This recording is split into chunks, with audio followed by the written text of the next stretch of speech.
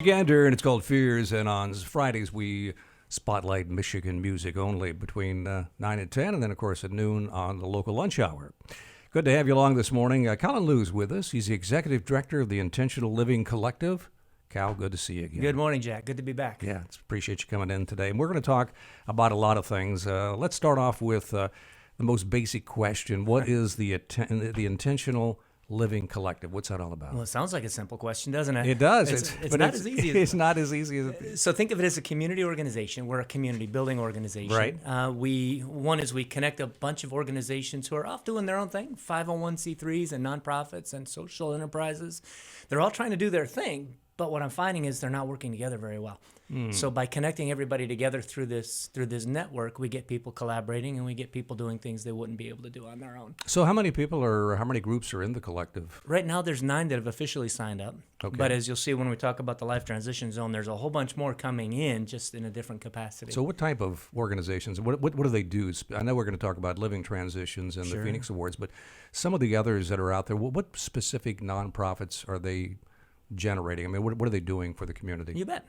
Let's use the World Medical Relief as an example. So George Sampson and his team at World Medical Relief, they have a business model where they take donations from medical equipment manufacturers, hospitals, pharmaceutical companies. So they have these massive corporations who are looking to basically contribute their leftover equipment to a good nonprofit. Oh, that's great. So they take them in from all over the world, and then they have a business model where they distribute stuff to people in need all over the world. That's a great idea. Oh, it's awesome. So local people can walk in and they can get, if they don't have health care, they can get, pharmaceuticals they need. They can get healthcare devices they need. They can get wheelchairs. Oh, my goodness. But they also ship the stuff out as far as Africa. And No kidding. Yeah. No So kidding. it's that kind of organization comes in because they're trying to do good things in the community, but they don't have a lot of resources for community outreach.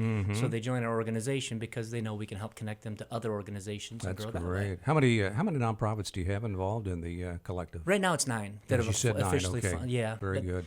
We'll talk a little bit about something called the Life Transition Zone. Let's talk about the Life Transition. Yeah, That's an interesting organization. What's that all about? So it's a program from the Intentional Living Collective. We run 5 primary programs of our own, and the Life Transition Zone is this guy. And right now it's a website, and if you hit the lifetransitionzone.com, you'll find what we're trying to do is give people who are going through major life transitions 3 things to help them get through it. We think that if you have hope that something can get better, if you have inspiration by seeing somebody else who's gotten through it, Right. and if you have access to the resources you need to navigate and to get the help that you need, with those 3 things, you can get through just about anything. Not bad. So on this website, you go through and you pick which life transition you're going through.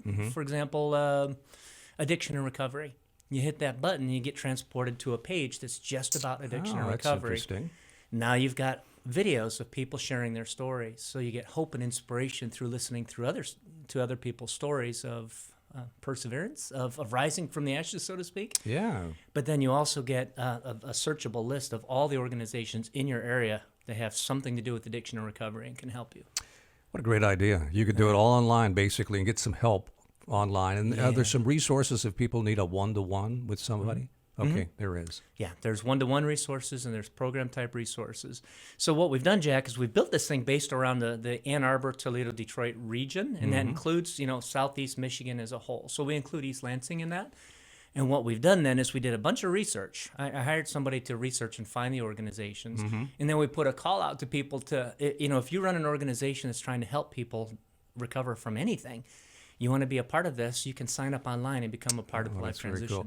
Zone. I went on the website, and it's kind of interesting because you have a little roulette, and you go around and you can see all the different, things that you want to be involved in or that you have a problem with and so forth, and then it directs you to a website. That is very, very unique. I don't think I've ever seen anything like that before. It took me 4 years to build that thing because did I it couldn't really? find somebody who could technically make it happen.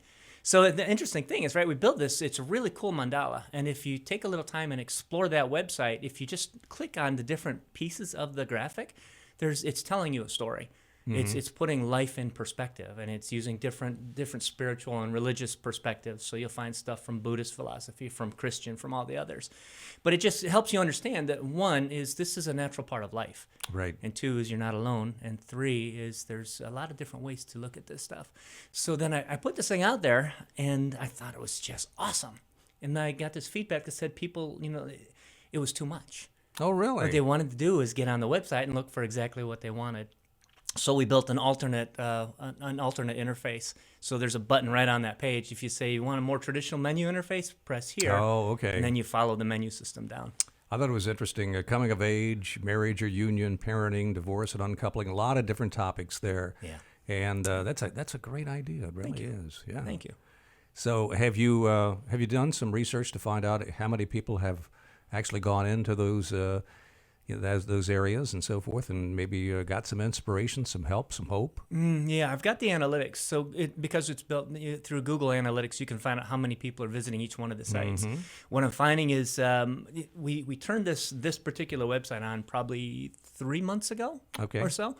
It's a kind of a slow ramp, if I'm honest about it, because right now it's word of mouth. And it's to the extent that we reach out through our member organizations, and I took out some ads in some local papers. So I'm seeing that we're getting kind of a little bit of a hockey stick where people are just learning about it. Right. And when my ad hit, it just took a big spike. So a little advertising always helps, doesn't it? It does. Yeah. And having these conversations helps too, because Sure. until people are aware that the resource is out there, there's a one-stop shop where I can find all this stuff. Nobody knows this yet. Exactly. So we should give people right at the get-go the website where they can find this. Yeah. So that's lifetransitionzone.com. Transitionzone.com. Okay, very good. Let's talk about the Rising Phoenix Awards. Yes, sir. When you were in last time, we talked about that. Now, this is going to culminate in March, but are you taking applications for people to be a part of this right now? Yeah, it's a nomination process. Okay. So if, let's say, you know somebody who's been really inspiring in your life, and it could be from any one of these transitions, for example, they went through the worst times. They hit rock bottom, so to speak. They rose from the ashes, and then they chose to do something to help other people. You can nominate anybody you want. I could nominate myself. So anybody in the Southeast Michigan, Northwest Ohio, inclusive of East Lansing, could nominate anybody. It's just a way of really, one is recognizing them for what they've been through and what they've done to help the community.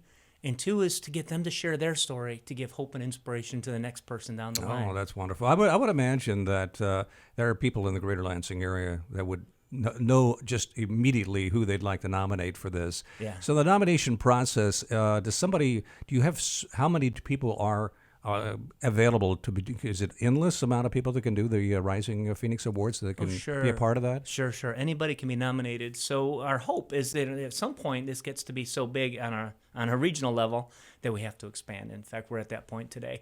So if we have 150 nominations, we have an evaluations team who listens to all of them. Oh. And they choose the top 12.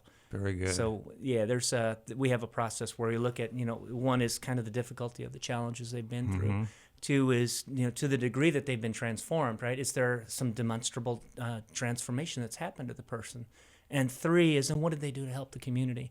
Sure. And then so we evaluate every story about that, and the top 12 most inspirational end up getting the awards for the year. What are the awards? The awards one is you get recognition for it. So this is, for example, the program from our awards ceremony from last year. So in March, in fact, it's March 14th, we'll invite all of the 12 and their community and their family and their friends to come into this awards ceremony, and it's all about honoring them. And they'll get a chance to not only, they've already shared their stories with me. In fact, that's where the videotapes for the Life Transition Zone come from. But they'll get a chance to stand up in front of their community and share their story and give their hope and inspiration and maybe plug their nonprofit a little bit. I would imagine you got a few stories. Oh, we've gotten some great stories. Why don't you Jack. tell me about some of the people that have won some of the Phoenix Awards? Sure. Well, off Just the top off the of my head, top. let's pull up a couple. I mentioned World Medical Relief a little bit ago. George Sampson is the executive director of World Medical Relief, and his story was great. He was a young guy. He was college age, Right. and he was living in the Philippines. And at the time, I don't know if you think back a little ways, there was a volcanic eruption in the Philippines, Exactly. and it basically wiped the place out. I mean, they were in such bad shape. He actually got on a plane and flew to Michigan because he'd heard of this organization called World Medical Relief. And so he came in, he was trying to get supplies, medical supplies to help the people back home. And so he's here, he's working this deal out, and he got large shipping containers full of medical equipment sent back to the Philippines to help with the recovery. That's a guy that needs to have an award. Well, he did, and the reason he got the award isn't that he did that, But while he was here, he got so inspired by it, and he ended up starting to work for him. And he worked his way up through the organization and ended up becoming the executive director so he could help people on a more global scale all over the world. Wow. So he received the Rising Phoenix Award because he went through, the horrible catastrophe of the volcano. He was transformed and he helped other people. Well, with all the bad news in the world, when you see these people that have inspired, have done wonderful things for the world, I mean, it gives you hope, doesn't it? It does. Now, there's one that maybe is a more local thing that maybe if I could tell one more. Yeah, absolutely. So there's a guy, Matt, I hope you're okay with me using your name. I'm pretty sure you are, but a guy named Matt Bell in Toledo. He was a all-star athlete and a straight-A student going through high school. Gets a college scholarship to play baseball at one of the local universities, and he's on the team, and he blew out his shoulder. Rotator cuff, horrible. So the way things worked out is the university, and I'm not going to name it, dropped him because he could no longer help him. So now there's this guy who's in a lot of pain. He's lost basically everything that was important to him at the time. He was getting the painkillers through the normal system. But when the school dropped him, he no longer had insurance, so he started getting it off the black market. Black market dealer ends up, guy, I'm sorry, I don't have your painkiller, but I've got this heroin. Want that instead? So very short version of a story that has this young guy who's got the world at his fingertips, loses everything, and now he's on the street, and he's a criminal. He's been arrested multiple times. And Matt shared the story with the Rising Phoenix Awards. But what he did then is he got his life back together. He had a goal to get his relationships right with his family, with himself. And so he recovered, he transformed, and then he started 2 organizations in Toledo. You can look up Team Recovery 419, and it's all about helping other people recover from addiction and recovery as well. So there's local heroes, there's global heroes. Fascinating stories, they really are. Yeah. So how do the people in Lansing, East Lansing, participate in the Rising Phoenix Awards? That's a big part of why I'm here, actually, because we're accepting nominations now through the end of, I think it's the first week of January. Okay. So anybody in East Lansing can nominate anybody who's inspired them, including yourself. So if you want to get involved, one is you can nominate somebody. 2, and the way to do that, by the way, is go to risingphoenixawards.org. Okay. And you'll see enough. there's a nominee page there. You can just click that, and you'll find a nomination button right there. What's the deadline for I know you're going to have the Rising Phoenix Awards banquet's going to be March 14th. Yeah. What is the deadline? Off the top of my head, I think it's January 4th. January. It's the first So week they of got January. some time then. Yeah, there's Okay. plenty of time. Very good. So another thing, we're looking to reach out to the East Lansing community because most of our effort has frankly been in the Ann Arbor, Detroit area. And we serve this area, and we've actually had one person receive a Rising Phoenix Award from East Lansing. Great. But I'd like to see a lot more. I'd like to embrace this community more. I think you're probably aware, I've got some personal reasons why I love this community. Right. So, we're trying to build this base out, and if you want to help us, reach out to the East Lansing communities, then you can reach me personally at Callan, CALLAN, at the-ILC for intentionallivingcollective.org. You can check it out with risingphoenixawards.org. Yeah, I could use some help locally. Yeah, sounds good. I think you're going to have some. I think you're going to get some input from the Lansing area. Thank you. Callan, it's always a pleasure. Appreciate you coming in. Keep up the good work. Yeah, great to see you, Thanks Jack. for being on. This is LCC Radio and TV. We're with Cal Loo, the Executive Director of the Intentional Living Collective, and we're going to be right back.